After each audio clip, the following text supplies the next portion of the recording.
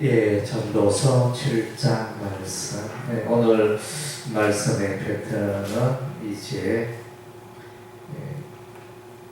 마치 잠언을 연상하게 하는 그런 이제 내용으로 구성되어 있습니다. 예, 그래서 지혜라는 말이 엄청 많이 나타나고 있습니다.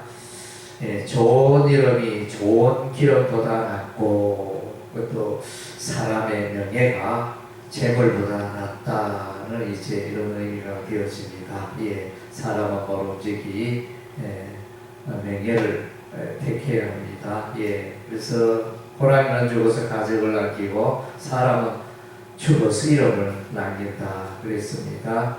죽는 날이 출생하는 날보다 나으며, 그래서 이제 왜 죽는 날이 출생하는 날보다 나을까?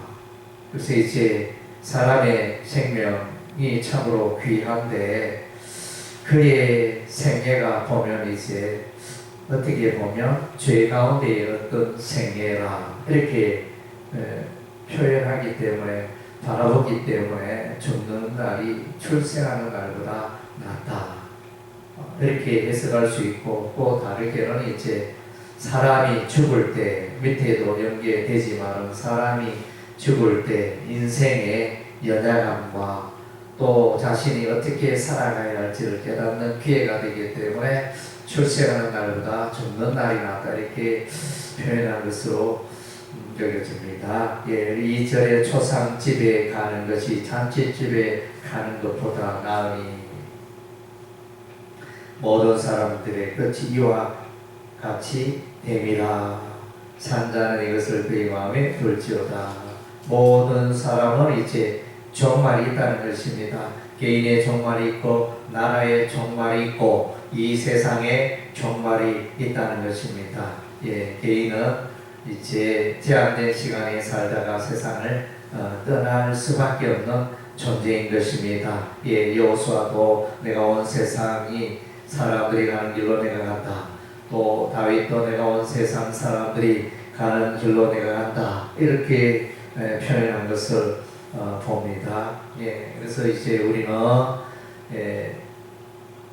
초상집에 가서 얻는 교훈이 많다는 것입니다. 인생을 돌아보면서 죽음 앞에서 내가 이제 어떻게 살아야 할 것인가, 내가 영원한 존재가 아니고 내가 이제 사는 날 동안에 지금까지 어떻게 살아왔으며 남은 생에 또 어떻게 살아야 할지 그 인생을 돌아보는 그런 기회가 되기 때문에 잔치집보다 초상집이 좋다, 가는 것이 좋다, 초상집에 가는 것이 좋다 이렇게 말하고 있습니다.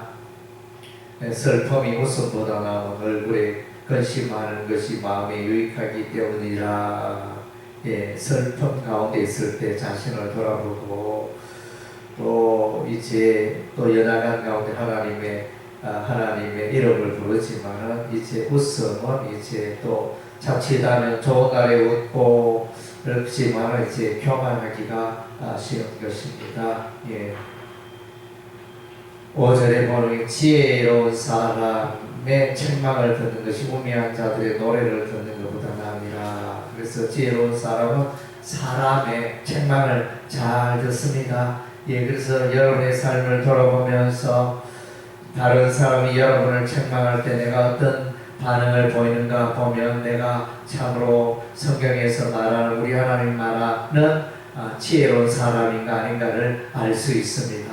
그래서 평소에는 온유하고 평소에는 부드럽고 평소에는 웃음을 머금고 이러다가 누군가가 자신을 책망하면, 누군가가 자신에 대해서 부정적으로 말하고 누군가가 자신에 대해서 또 비난하고 약점을 말할 때 여러분은 어떻습니까? 버릇 화를 내는 사람이 있는가 하면 또 그것을 잘 받아들이는 사람이 있다는 것입니다.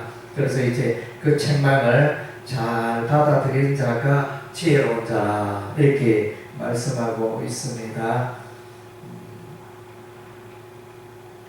8절에 보니까 참는 마음이 교만한 마음보다 낫다.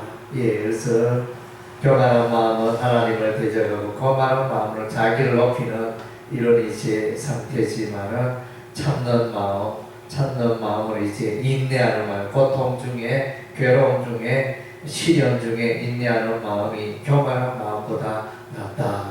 예, 참는 마음은 마침내 그 아름다운 결과를 보게 될 것입니다. 9절 말씀에 급한 마음으로 노를 바라지 말라. 노는 우매한 자들의 품에 머무름이니라.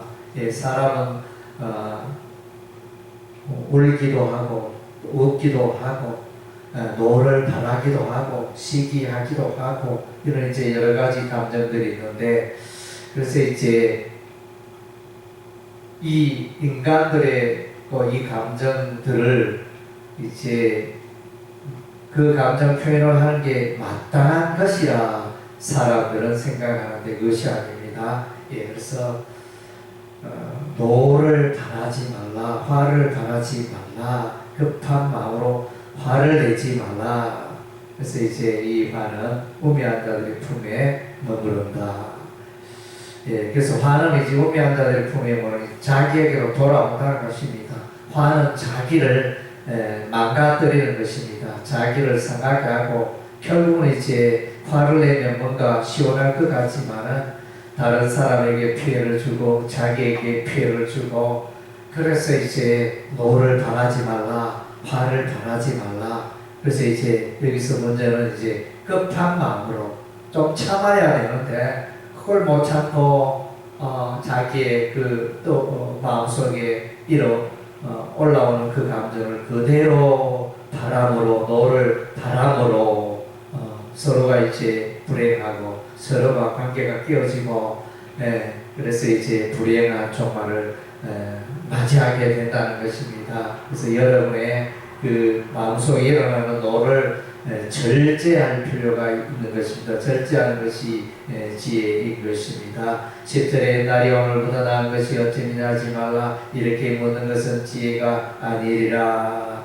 그래서 이제 옛날과 현재, 전에는 어떠했는데, 전에는 내가 행복했는데, 전에는 내가 물질의 걱정이 없었는데, 전에는 내가 이렇게 꿈도 많았고 했는데 요즘은 이제 꿈도 없고 뭐 이렇게 옛날에 빠져있는 사람이 있습니다. 현재에 만족하지 못하고, 현재는 현재인데 현재를 살아야 되는데 과거를 살아내는 게 아니잖아요. 또 미래를 사는 것도 아니고, 오직 사람은 어떻게 보면 현재에 있는 이 주어진 시간에 우리가 사는 것인데, 그래서 그 현재의 삶을 무시하고 과거에는 그랬는데 내가 왜 알고 있어, 내 신세야, 내 팔자야 이러면서 과거와 비교해 과거의 아름다운 그 화려했던 것, 또 명예로 가득했던 그런 시절에 늘 빠져있고, 그래서 한숨 쉬고 현재의 삶을 만족하지 못하고 기뻐하지 못하고 이렇게 사는 것은 지혜가 아니라는 것입니다. 예, 그래서 비교하는 것도 참으로 지혜가 아닌 것입니다. 11절에 지혜는 유산같이 아름답고 햇빛을 보는 자에게 유익이 되도다. 예, 그래서 지혜가 참으로 하나님께서 주시는 그 지혜는 유산같이 아름답다는 것입니다. 예, 그래서 이제 22절에 지혜의 그늘 아래에 있으면 돈의 그늘 아래에 있을 것 같다. 예, 지혜가 있으면 하나님의 복이 찾아오는 것입니다. 하나님의 지혜 가운데 살아갈 때 우리는 이제 우리의 삶이 유익하게 되어지는 것입니다. 13절에 하나님께서 행하시는 일을 본 하나님께서 굳게 하신 것을 누가 능히 굳게 하겠느냐. 그래서 이제 여러분이 지금까지 살아오셨는데 여러분이 살아온 것은 다 하나님께서 보시고 간섭하시고 섭리하시고 이끌어온 결과일 것입니다. 예, 그래서 이제 하나님을 바라봐야 하는 것입니다. 사람이 할 수 있는 것도 있지만은, 그러나 이제 결국은 사람이 하는 것 같지만은 하나님이 하신다는 것입니다. 우리 인생은 하나님의 손 안에 있는 것입니다. 예, 그래서 우리 성자문 말씀에 보면 사람이 그 인생에 많은 계획을 할지라도 그 걸음을 인도하시는 분은 여호와 하나님이시니라. 그랬습니다. 사람이 생각대로 뜻대로 다 되면 어떻게 얼마나 좋겠습니까? 그러나 이제 뜻대로 다 되면 결국 사람이 교만하고 사람이 하나님을 대적하고 사람이 하나님을 경외하지 않고 그런 이제 결과가 올 수밖에 없는 것입니다. 그래서 우리는 하나님의 주권 가운데 사는 것이 인생의 지혜인 것입니다. 형통한 날에는 기뻐하고 건강한 날에는 되돌아보아라. 이 두 가지를 하나님이 병행하게 하사 사람이 그의 장래를 의미하려 알지 못하게 하셨느니라. 그래서 우리 인생이 좋은 날도 있고 슬픈 날도 있고 즐거운 날도 있고 고통의 날도 있고 또 광명한 날이 있는가 하면 어둠의 날도 있고 그래서 이제 하나님께서 이 두 가지를 병행하게 하셨다.